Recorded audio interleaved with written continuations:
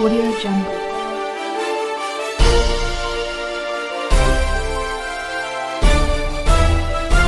Audio Jungle. Selamat siang pemirsa, bersama saya Bima Guspa. Saat ini saya sedang berada di kawasan objek wisata Pantai Sungai Suci yang berada di Kabupaten Bengkulu Tengah. Pada kesempatan kali ini, saya akan mencari informasi mengenai pendapat para wisatawan mengenai objek wisata Pantai Sungai Suci ini. Untuk informasi selanjutnya, ikuti pemirsa. Saat ini saya sedang bersama salah satu wisatawan objek wisata Pantai Sungai Suci. Pada kesempatan kali ini kita akan menanyai pendapat dari salah satu wisatawan kita ini mengenai objek wisata Pantai Sungai Suci ini. Baik, dengan siapa Mbak? Meli Septiani. Baik, dengan Mbak Meli. Seperti yang kita ketahui Mbak, bahwasannya ini kan salah satu objek wisata yang ada di Kabupaten Bengkulu Tengah. Dari pandangan Mbak sebagai wisatawan, apa yang menjadi daya tarik dari objek wisata ini untuk dikunjungi Mbak? Pertama elok, udah tuh bersih. Elok dan bersih ya Mbak ya. Oke. Menurut Mbak Meli sebagai wisatawan, apakah ada yang menjadi pembeda antara objek wisata Pantai Sungai Suci ini dengan objek wisata yang ada di kawasan Provinsi Bengkulu lainnya? Mungkin karang-karangnya ada bang, karang terus tuh jembatan yang buat daya tarik pengunjung, itu aja. Baik Mbak Meli, seperti yang kita ketahui saat ini kan sedang berada di situasi pandemi COVID-19. Apakah ada persiapan khusus dari Mbak Meli ketika ingin berkunjung ke objek wisata Pantai Sungai Suci ini? Mungkin masker. Benar. Ya, masker sama ya sanitizer untuk cuci tangan, itu aja.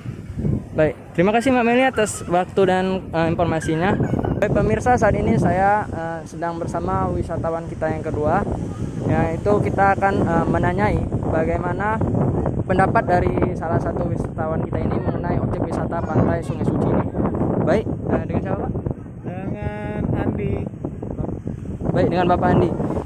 Pak Andi sebagai wisatawan objek wisata Pantai Sungai Suci ini, menurut Bapak apa yang menjadi daya tarik untuk objek wisata ini untuk dikunjungi Pak? Ya, objek wisata di Bengkulu pada umumnya termasuk khususnya di yang Sungai Suci ini, yang menjadi pesona itu sepenuhnya masih mengandalkan alamnya ya, alamnya. Untuk yang lain-lain selain yang alam itu perlu pengelolaan dari pemerintah, dan kemudian juga diimbangi seharusnya juga sering diselenggarakan event-event sehingga orang itu jadi mau ke sini. Ya, selebihnya terkait dengan infrastruktur jalan dan lain-lain, saya kira untuk pengunjung yang sekarang ada cukuplah. Tapi untuk infrastruktur lain seperti yang ada di sini kan kurang optimal, ini masih dikelola, ya masih kelola seadanya saja. Harusnya ini dimaksimalkan, alamnya sudah bagus, tinggal bagaimana ini dikelola infrastrukturnya, tempat wisata itu menjadi ya orang betah di sini dan orang jadi ke sini. Jadi infrastrukturnya dikelola, kemudian sering-sering juga diselenggarakan event ya, sehingga orang mau ke sini. Baik, untuk Pak Andi, dari pandangan Bapak, apakah yang menjadi pembeda objek wisata Pantai Sungai Suci ini dengan objek wisata yang ada di Bengkulu lainnya Pak? Kalau khusus untuk tanah Sungai Suci ini, ya ini lagi-lagi yang kalau yang lain kan pantai saja, ada yang landai, kemudian tidak ada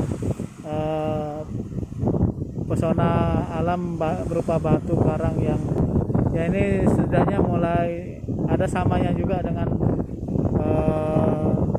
Belitung misalnya ya.